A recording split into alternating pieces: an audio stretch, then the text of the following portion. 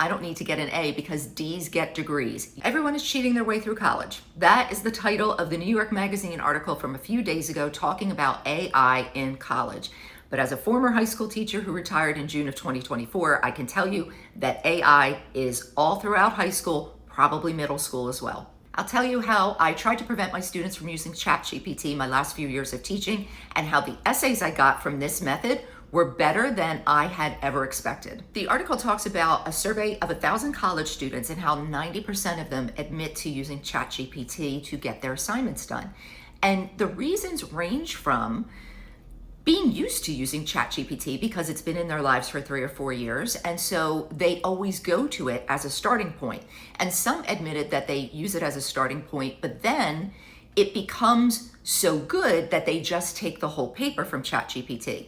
Others said that they lose track of time, wait till the last minute, and so they put everything into ChatGPT, and something that would have taken them days or maybe a week would only take a few hours once they put it in there and they do editing themselves to make it sound more human. And then the last group of kids are the kind that would always say in our classes, well, you know what? I don't need to get an A because D's get degrees. Yes, I've had kids say that to me in high school. I've also heard it online and other places. And they just want to get out of high school. And a lot of those kids are not going on to college. But I'm nervous about the ones who are using that mantra in college, especially if they are going into high stakes jobs like medicine and law. I'm also really concerned about the fact that in all the time that students are using ChatGPT, they're not actually learning anything.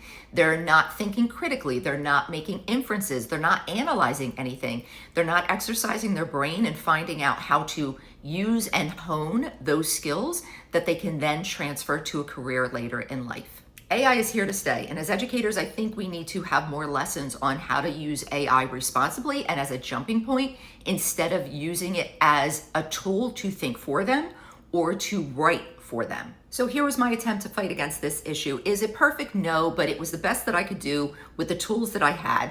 So instead of having the students write the assignment outside of class and hand it in on a certain date, I set aside 4 to 5 days of class time where they would come in, open a Google Doc, start writing, and then submit it at the end of the class period, and then I wouldn't release it again until the next class period. Now, while class period was going on, they could have their book out, they could have their supplementary articles out, no other technology, no phones, nothing, and they would just write during that class period. If they needed to organize their thoughts or think or do something else or conference with me, that was fine, but the only writing time was during class. When they submitted the Google documents, of course, they could look at them at home, but they couldn't edit them at home. And so when they would come in the next day and everybody was seated and ready to go, I would release the Google documents. They would type for the whole period. So a lot of people say to me, well, how do you know they didn't have other Google documents that they were just opening and then copying and pasting? Well, I had GoGuardian up on my computer screen, so I could see all 24 of their computer screens going in real time. I could also see what tabs they had open, and if they had opened any other Google Docs, there was a record of it. I could click on the document and see what it was. Because this was a heavily weighted assignment and they knew they only had the 5 class periods to do it, the kids came in and they worked every single day from bell to bell. And it was also a great way to conference with me if they were writing something and needed a little help, a little bit of an adjustment. It was fantastic for that. Another teacher said to me at one point, well, I don't want to lose 5 days of instruction. And I'll argue that I didn't lose 5 days of instruction because the kids were actively working and I was helping them and they were helping each other along the way to produce the best possible critical analysis essay that they could. And they were way better than the papers they did at home. And do some kids have ways to get around all of the blocks that our school had for ChatGPT and other things? Of course they did. There's only so much I can control as a teacher in this day and age.